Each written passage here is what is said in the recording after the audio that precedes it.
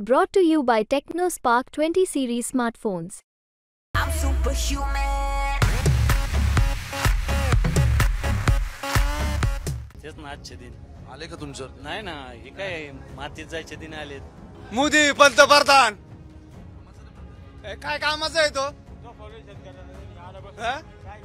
हे 2 दिवस काय बाजार होती ना, आज काय 4 रुपये कांदा कापत्या. वरून सांगते आजचे दिन, आजचे दिनाची झाली गाणं. कुठे आजचे दिन? कसले आजचे दिन? 15 लाख येणार होते ते नाही, 15 पैसे नाही. ते म्हणतात की पण विकास केलाय त्यांनी ना. काय विकास गरीब मिलियन विकास कोणचा केला?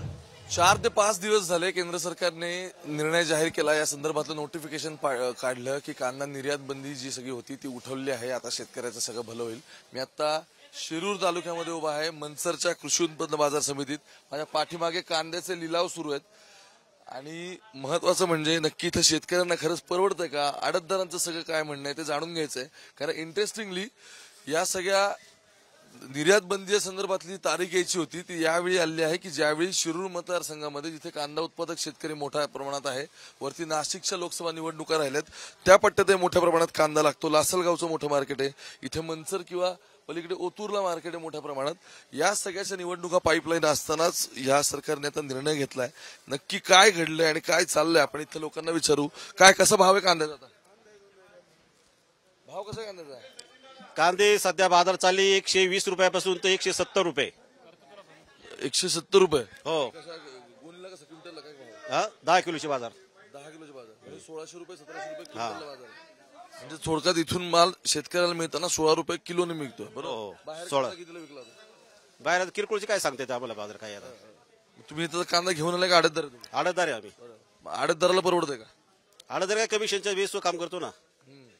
आडतदार जेवढे समजा रेट जास्त असतील तर कमिशन त्याला जास्त मिळतं. रेट कमी तुमचं कमिशन कमी झालं. हो. बरं. तुम्ही कुठं आला मग? नाराज असतात. जेवढा रेट कमी होता तेवढे शेतकरी नाराज होतो. महाराज तुम्ही कुठं आलाय? आम्ही खडकीचे खडकी पिंपळगाव. खडकी पिंपळगाव. बरं, मला सांगा कांदा आणलाय का तुम्ही मार्केटमध्ये? हाय आमचा दुसरीकडे आहे का? किती भाव मिळाला?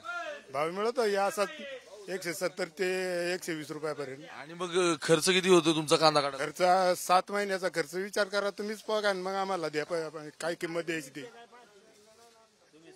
तुम्ही सांगा ना. मग एक मिनिट. परवडतच नाही तसं मग 170 रुपयाने कांदा नाहीच बरोबर. कस काय बरोबर. 7 महिन्याची मजुरीची केवढी होती. 7 महिने पाणी भरायचे, रोप टाकायचे, रोप तयार करायचे, लागवड करायची, शेतकऱ्यांना बाया माणसं मिळती नाही ते बाहेरून आणायच्यात, औषधं आणायच्यात, पाणी नसतं वेळेत, लाईट नसते वेळेत, मग ते पाणी भरायचे रात्रीचं काय भावानी परवडणार कांदे. सांगा आता साधारण तुम्ही किती आणलाय कांदा? मी आणला आता समजा मी म्हणतो असं 2 टन. आता मला सांगा की साधारण 2 टन आला तुम्हाला मागच्या 6 महिन्याला खर्च तरी किती आलाय? किती आलाय? 10 बाया घेतल्या तर 250 रुपये रोजानी 2500 रुपये बायांचं होतात. गाडीचे 1500 रुपये होतात द्यायचे. म्हणजे 3500 रुपये का गाडीवाल्याला द्यावं लागतं बायांसहित एक दिवसाच्या खुरापणी. आणि मग पिशव्या मग एवढ्या दिवसाचा हिशोब जर पुढं करीत आणला तर याच्यामध्ये 0 उत्पन्न राहते. मला तुम्ही पण आणला कांदा? बरोबर. किती कांदा आणला तुम्ही? आणला कांदा. तुम्ही नाही आणला कांदा? कांदा कोणी आणला? तुम्ही आणला का? तुम्ही आणला कांदा? किती आणलाय? 25 पिशवी कांदा आणलाय. 25 पिशवी. 25 पिशवी. किती अजून नाही बीड झाली, होईल इकडं परत सरांकडे. साधारण आज किती रेट चाललाय दिसतंय? आजला 170 पर्यंत आहे आयुष. 170 पर्यंत. म्हणजे मला हे सांगा मग निर्यात बंदी ऐका ना, ते निर्यात बंदी थांबवली सरकारने सांगितलं, आधी थांबवली होती आता ती उठवली, मग काय फायदा झालाय तुम्हाला? त्याच्यात तर जास्तच लॉस मध्ये जायचं काम झालंय. व्यापाऱ्यांना पण 40% जीएसटी लावल्यामुळे आहे ना काय होतंय, त्यांना पण पुढे कांदा पाठवता येत नाही. त्यांचाही कांदा पुढे थांबलेला आहे, तो रिटर्न येण्याची चिन्ह दिसतात. यासाठी शेतकऱ्यांना जास्त तोटा आहे त्याच्यात. आज काय ना आवक वाढली, अंदाज नव्हता आवक वाढल्याच्या नंतर सुद्धा बाजार उठण, अजूनही बाजार रिवर्स येण्याची चिन्ह दिसतात. म्हणजे आता हाय समजा 1600 रुपये आपण समजा बाजार धरला आता क्विंटलला, तर तो पण आता खालील असं वाटतं. साहजिकच आहे. यांना जर पुढे जीएसटी जर 40% जर लावलाय सरकारने पुढे पाठवण्यासाठी, तर त्यांना जर परवडलं नाही तर ते बोलतात का इकडेच महाराष्ट्रातच दिलेला कांदा काय वाईट आहे, पुढे जाऊन पैसे गुंतणार आहेत, त्याची शाश्वती आहे का नाही परत येण्याची बाहेरून. म्हणजे त्यांना पण लोड आहे. शेतकरी पण आज एकरी 40-50 हजार रुपये खर्च करतोय, त्या ठिकाणी 250-200 पिशवी निघायला कठीण आहे या दिवसामध्ये. खतं महागले, सगळ्या गोष्टी आहेत. आज 10-26 ची गोण भेटत होती. खतावर जीएसटी? हा जीएसटी भरपूर 18% तर जीएसटीच आहे. त्याच्यामुळं खताची गोण ज्या वेळेस होती 1000 रुपये, ती गोण झाली आता 1600 रुपये, 1800 रुपये. ज्यावेळेस मादन घ्यायचं तर त्यावेळेस होतं 1500च्या आसपास, तर ते 2200 नेऊन ठेवलेलं. म्हणजे सरकारचा याच्यात मोठा आहे, केंद्र सरकारचा. आता मला सांगा, आता हा साहजिक आहे. केंद्र सरकारने जर याच्यावरती काहीतरी जीएसटी कर हे अमकं तमकं कमी केलं तर शेतकऱ्यांना त्यातून नक्कीच फायदा होईल. असं So तुमचं असं म्हणणं आहे का आता जी निर्यात बंदी सगळी उठवली त्याचा अजून तरी तुम्हाला काय फायदा अजून तरी झालेला नाही? हा, नाही फायदा अजून काहीच नाही. तुम्ही कांदा आणलाय का? तुम्ही किती पिशव्या आणलाय? मी आणलेलं आहे इथं 12 पिशव्या, म्हणजे हप्त्याला 10-20 पिशव्या भरत असतो मी. असं जवळ माझ्या 60-70 पिशव्या खपत आल्या. पण याचा हा आपण काय म्हणतो कर काय नाही खर्च टोटल अहो रोपापासून लागवडीपासून जवळजवळ आहे ना काढले पोतर 40-50 हजार रुपये खर्च आहे. तर याच्यात आहे ना वाहतूकदार नाही मरत, आडतदार नाही, हमाल नाही, खाणार सुद्धा मरत नाही. याच्यात मरतो फक्त शेतकरी मरतो. या तुम्ही बारीक हिसाब करा, खाणार नाही मरत. त्याला काय करते हमालीवाल्याला काय करत, गाडीवाल्याला काय करत, आडतदाराला काय करत, इथून आपलं तिकडे गेलं. बरोबर, सगळ्याला आपापले पैसे मिळतात. हो, सगळ्याला आपापले पैसे मिळतात. समजायला आपले पैसे भेटतात. मरतो फक्त शेतकरी, कोणीच मरत नाही, शेतकरीच. हा नाही भेटत शेतकरी नाही, शेतकऱ्याची नाही, तसंही नाही. शेतकऱ्याची माल पिकवण्याची क्वालिटी लागते तशी. माल जो क्वालिटी एक नंबर जर असेल तर त्याचा भाव भेटतो. इथं क्वालिटी जर असे कांदा व्यवस्थित जर नसलं मग 5-6-7 रुपये त्या व्यापाऱ्यांचे काय चुकते. जसं मला तसंच खरेदी करणार ना. मरतो फक्त इथं शेतकरीच मरतो, बाकी कोणीच मरत नाही. आता एक बघा, आता निवडणुका आल्यात, निर्यात बंदीचा मुद्दा केंद्राकडे आहे, बरोबर आहे. मग आता इथून लोकसभेला जर खासदार पाठवायचा असेल तर मग तुम्हाला काय वाटतं की तुम्ही कोणते मुद्दे बघणार आणि कोणता खासदार तुमचा प्रश्न सोडवू शकतो? तो योग्य असेल खासदार, जो मुद्दा सोडवणार त्यालाच आम्ही निवडून देणार. जो कोणता आयरा गायरा खासदाराला आम्ही निवडूनच देणार नाही. नाही मग काय आहे, थांबा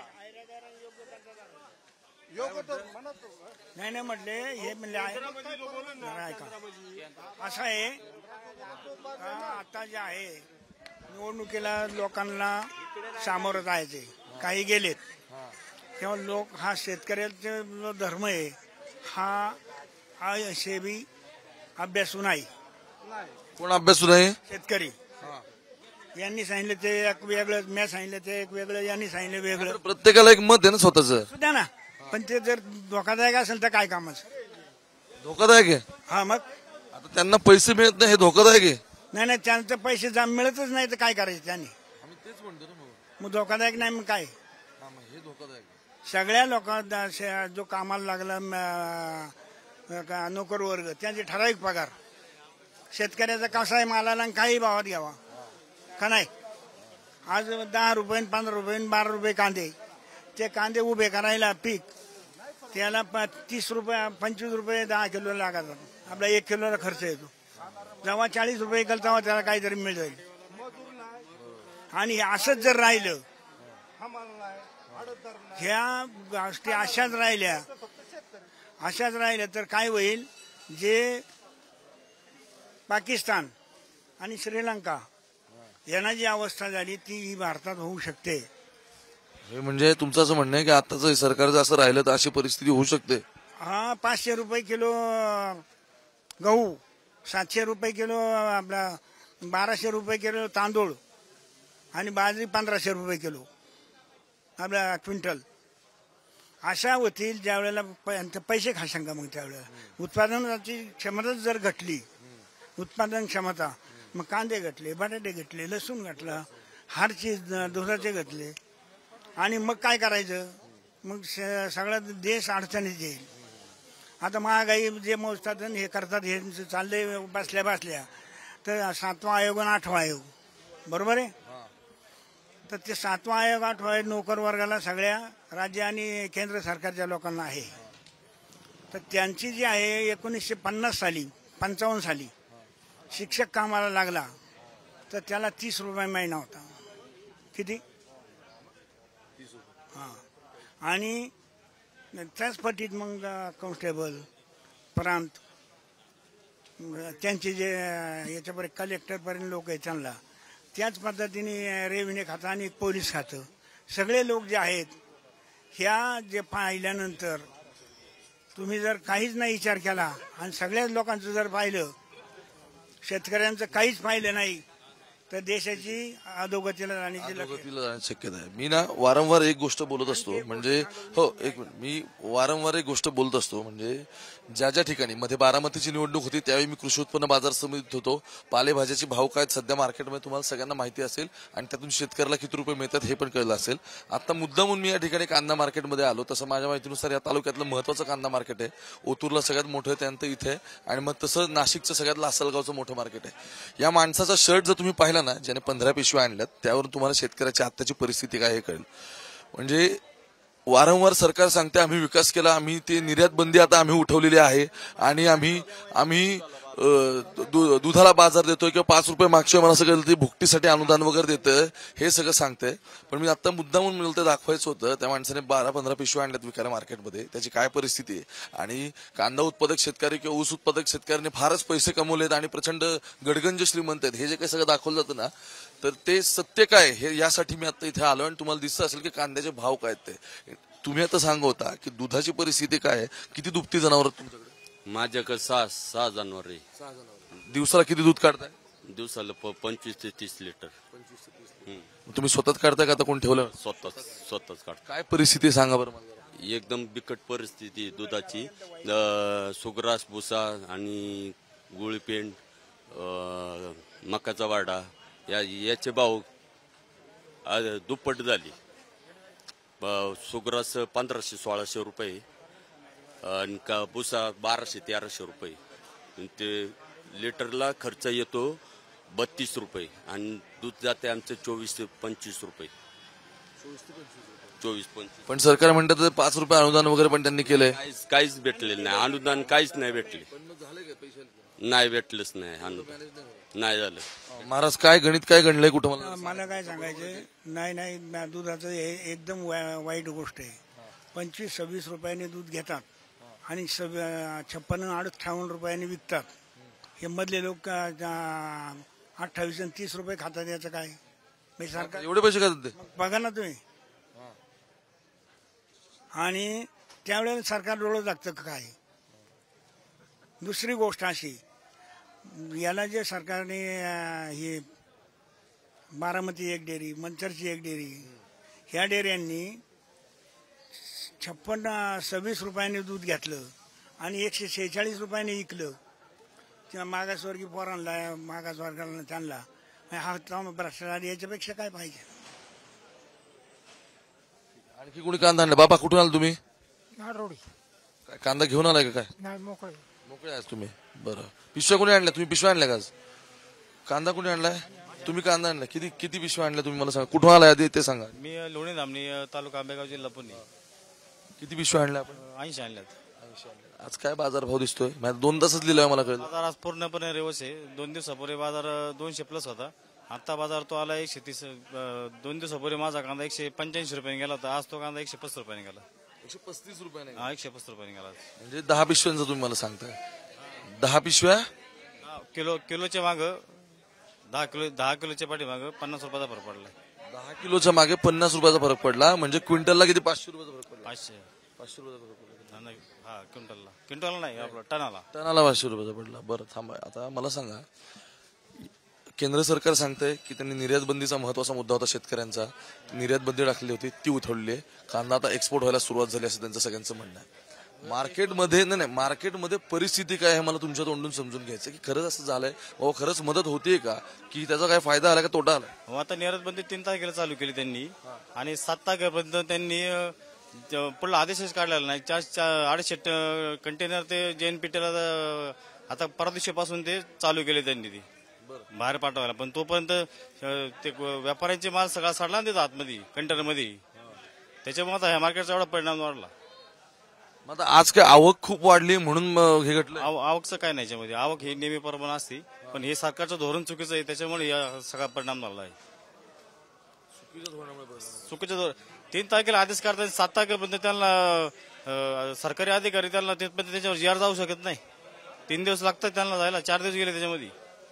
4 दिवसामध्ये मग आता कंटेनर भरून राहिलं तसेच. तुम्ही पत्रकार, तुम्हाला त्या गोष्टीची माहिती पाहिजे, तुम्हाला माहित असं पाहिजे ना ती. नाही आम्हाला माहिती आहे म्हणूनच आम्ही शेतकऱ्यांशी बोललो की नक्की त्यांच्या खिशात पैसे येतात का नाही, तर तिकडे माल पडून राहिलाय. तर काय झालंय आज रविवारचं मार्केट 200+ होतं. आज ते मार्केट 150 आतमध्ये आलं. जवळजवळ 60 ते 70% मार्केट खाली घसरलेलं.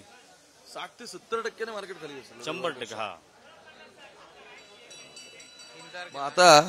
आता निवडणूक आहेत. मला तुम्ही सांगा, निर्यात बंदीचा निर्णय संपूर्ण केंद्र सरकार घेतं. निवडणुका आत्ताच्या इथल्या ज्या आहेत त्या पण केंद्रासाठीच्याच आहेत, बरोबर. दिल्लीत आपण आता खासदार निवडून पाठवलं.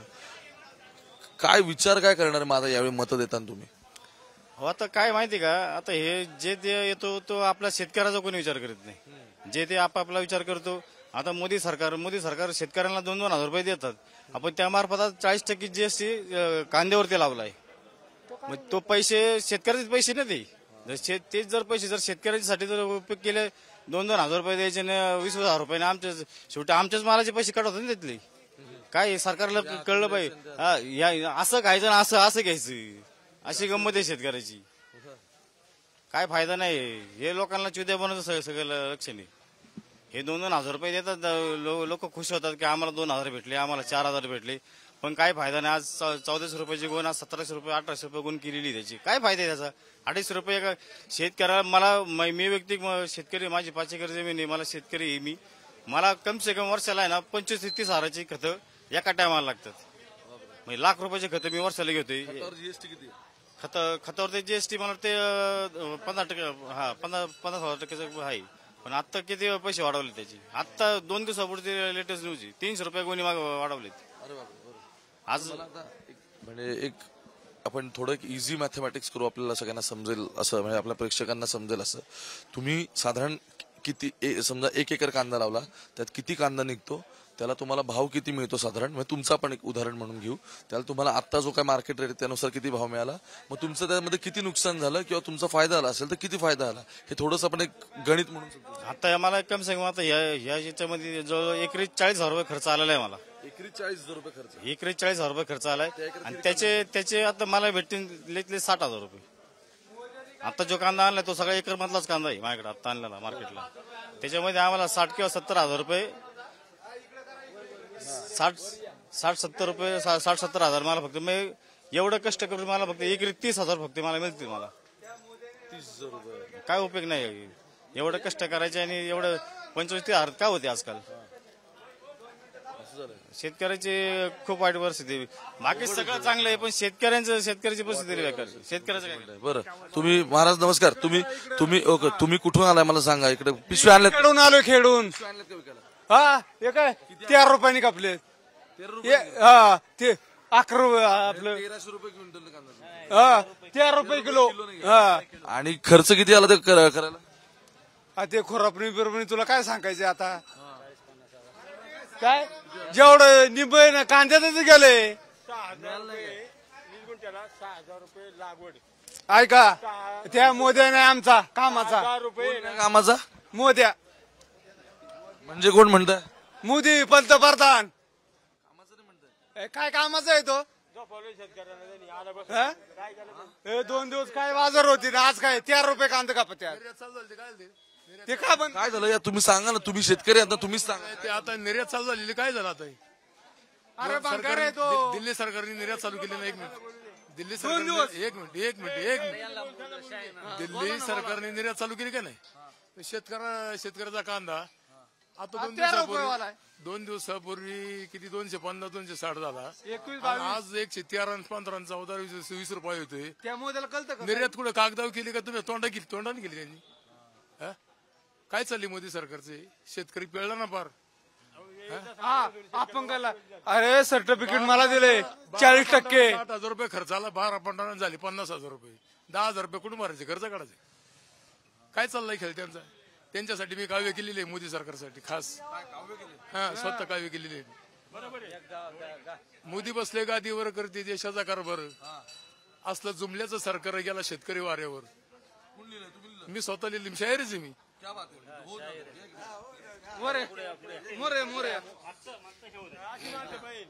नाही बोलाय. बरं, तुम्ही किती पिशव्या आणल्या मला सांगा. माझ्या आतापर्यंत 85 पिशवी झाली माझी 85 पिशव्या आतापर्यंत आजची तुम्ही एक मिनिट आजची 33 पिशवी. फार महत्वाचं आहे. म्हणजे हे काय झालंय, मी जाईल येईल तिथे शेतकऱ्यांशी सगळ्यांशी बोलतोय. त्यांचा एक महत्वाचा मुद्दा आहे. पश्चिम महाराष्ट्रात दुधाचा असेल विषय, ऊसाचा असेल किंवा कांद्याचा, हे प्रश्न फार गंभीर आहेत. आपण या सगळ्यांना आज आपण म्हणजे घरातून बघत असताना या सगळ्या गोष्टी फार इझी वाटतात. इथं आल्यानंतर शेतकऱ्यांशी बोलल्यानंतर कळतं त्यांच्या खिशात खरंच काय आलंय का काय ते. हा, तुम्ही काय काव्य केलं तुम्ही ना, सांगा काय. मी शेतकरी बोलतो खरं, माहिती झालं जनतेला सारं. हिटलरशाही दिल्ली सरकार कथा सांगतो ऐकून घ्या र. मोदी बसले गादीवर करती देशाचा कारभार. असलं जमल्याचं सरकार लावलं शेतकरी वारावर. शेतकऱ्याची झाली हाल, कर्जानं झाला बेताल. शेती झाली या कवडी मोल, 10 वर्ष ती गेली फेल. लावला शेतकरी संपावर, गेला शेतकरी वाऱ्यावर. झाला ना शेतकऱ्याचा संप. कशाच्या पायी झाला? शेती पायी झाला ना. कवडी मोल झाली की नाही शेती? काय करायचं शेतकऱ्यांनी? आत्महत्या करायची की मरायचं? ओरडून सांगताय आजचे दिन, आजच्या दिनाची झाली गाणं. कुठे आजचे दिन? कसले आजचे दिन? 15 लाख येणार होते ते, 15 पैसे नाही. ते म्हणतात की पण विकास केलाय त्यांनी ना. कायचा विकास? गरीब मिली, विकास कोणचा केला? गरिबांची पोरं आज उपाशी मारत आहे. एमआयडीसी मध्ये माघारी पोरं काम आली रिटर्न. कोण एमआयडीसी मध्ये राहिलं? काय परिस्थिती गेली गुजरातला? किती आले? जगायचं कसं? हा, शेतकरी झाला हैराण, बलती महागाई लुटली सोनं. काय परिस्थिती आहे? किती महाग गॅस सिलेंडर, डिझेल, पेट्रोलचे वाढते दर. आज देशात जुमल्याचं सरकार, गेला शेतकरी वाऱ्यावर. काय परिस्थिती आहे शेतकऱ्याची? मी शेतकरी बोलतो, मी राजकारणी बोलत नाही. शेतकऱ्याची तळमळ आहे ना, त्याने बोलतो मी. सगळ्या शेतकऱ्यांची. शाहीर पण आहे का? हो, शाहीरच आहे मी. पिशव्या किती आणल्या तिथं? पिशव्या किती आणल्या आता आज 33 पिशव्या आहेत माझ्या. पहा, सरकारी धोरण सारं गुपचूप पाती खाणं. मारला शेतकरी जीवन करते खोट्याचे राजकारण. जिथं तिथं काळा बाजार गेला शेतकरी वाऱ्यावर. कशी परिस्थिती शेतकऱ्याची? तुम्ही उघड्या डोळ्याने पाहता. तुम्ही एक शेतकरी, मी एक हाडाचा शेतकरी. कष्ट करून मी कसं काय फोडात आला? हा, ते 6,000 बंद करून टाकावले, काय नाही. पुढची परिस्थिती काय? नोटाबंदीचा कायदा केला, त्यात कुणाचा फायदा झाला? दिनदुबळ्याचा अंत झाला, माय बहिणीचा गाथा झाला. मेले किती कोण जबाबदार? आता पहा तुम्ही काळा बाजार. नोटाबंदीच्या याच्यामध्ये लाईन लावून मेली. काही ज्यांच्याकडे लय होते त्यांचं गेलं बा कुणी तरी. पण गरीबाचं काय? पण त्याने फायदा आला असं ते म्हणतात ना. कोणचा फायदा आला? शेतकऱ्याचा काय फायदा आला? ही शेती करून काम करून मिली ना सगळी. यांचा काय फायदा आहे? 2 रुपये कुठं आईबाईंनी मजुरीचं कमवले ते सुद्धा त्यांना ठेवता नाही आलं. आईबाईंना आलं का ठेवता? कशी परिस्थिती गंभीर झाली. बिचारींनी सासरवासींनी कुठंतरी गुपचूप आपलं 2 रुपये पोटासाठी आपल्या लेकराबाळांकरता ठेवले. ते सुद्धा त्यांना नीट खाता आले नाही. त्या नोटाबंदीच्या काळामध्ये भीषण परिस्थिती उद्भवली. आजचं काय? शेतकऱ्याची ठेवा जाणं, मुलांना घेता येणं शिक्षण नाही, नोकरीत आरक्षण, शिक्षण मुलाचं भरतंय शेण. BA झालेली, पार ग्रॅज्युएशन झालेली, डबल ग्रॅज्युएट झालेली मुलं आज शेण काढतात, शेण भरतात. काय करावं त्यांनी? नोकऱ्याच नाही. आणि नोकऱ्या नसल्यामुळे बायका सुद्धा मिळणार कोणाला. वयाची 50 चालून गेली त्यांची. त्यांचं असं म्हणणं आहे की तुम्ही पकोडे बेच शकतो असं ते मागच्या वेळी म्हणाले एका ठिकाणी. तर मग काय भजी विकू शकता म्हटले मागच्या वेळी? भजी आता सगळ्यांनी भजीचे दुकान टाकलं, खाणार कोण? घेणार कोण? काही तुम्ही परदेशात माल पार्सल करायचा. अमेरिका, दुबई, अरबस्थान, तुर्कस्तान, पाकिस्तान, बलुचिस्तान, जिकडे पार्सल गेलं आहे भाऊ. त्यांनी तशी सुविधा केली तर मग ते करू. मनसरला गाला सगळं जाऊ भजी दुकानाचं. हरकत काय? चहावाले, भजीवाले असं जर ठेवलं ना, पार्सल माल केलं तर ते करता येईल ना, का नाही? ही परिस्थिती काय पोरांची? आज पोरं, गरीबाची पोरं गरिबांची मुलं लग्नापासून राहिली. वय होऊन गेलं त्यांचं. काही काहींची आई बापू मरून गेली, मुलांचं लग्नच नाही. आज तुम्ही या पट्ट्यात जर गेला, मावळ पट्ट्यामध्ये गेला, चासमध्ये मला 2-4 विद्यार्थी मिळाले. 47 वयचं आई बापू भरून गेली, खायला घालायला कोणीच नाही. माळुंग्यामध्ये 10 मिळाली. या पूर्व भागामध्ये कितीतरी मुलं अशी आहेत.